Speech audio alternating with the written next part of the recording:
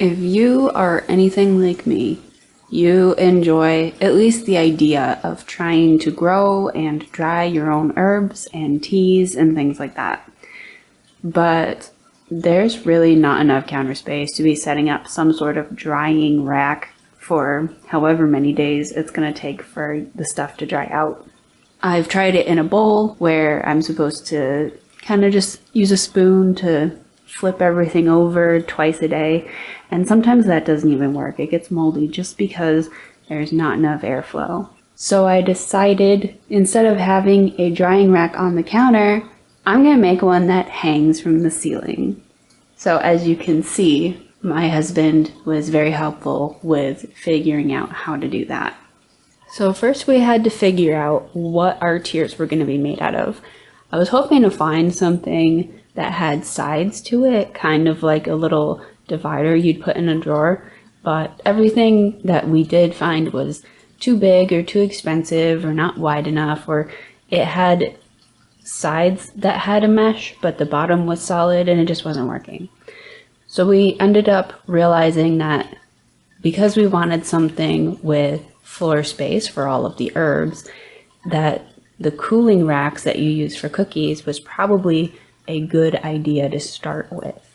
We knew that the grid on the cookie coolers was going to be too big for our herbs to follow through, especially for really small stuff, like if you're going to do chamomile flowers, for example. So I had the idea that if we put something over it, like a mesh, I knew that would be a really easy way to make sure we had our airflow without the grid being too big. I was able to get a scrubber for the shower, and they come pretty cheap. We were able to get like 2 for $1.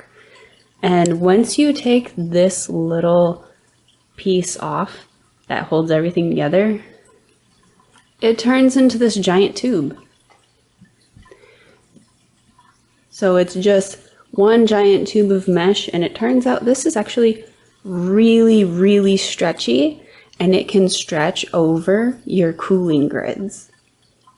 So this was really easy. All we had to do was gently, because it is a fine plastic mess, gently slide it over our cookie coolers so that it was all the way around. And then when you get to the end, you can just snip it with a pair of scissors, and you have a cooling grid with a finer mesh. Now, we knew we had to have something to hold all of our pieces together, and this flower pot chain and accompanying hooks is just what we needed.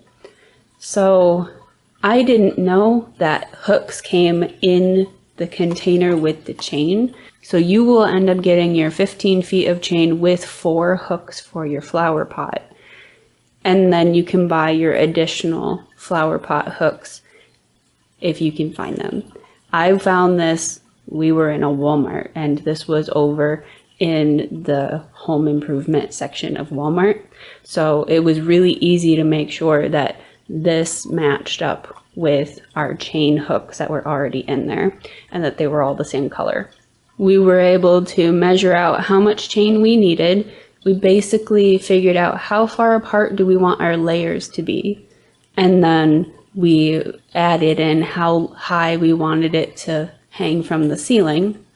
So we ended up having 2 pieces of this chain that we measured out, and we just kind of used pliers to unhook our little loops so that we could take it apart. We made sure they were the same length, and we had the chains overlap like this when we were hanging it up.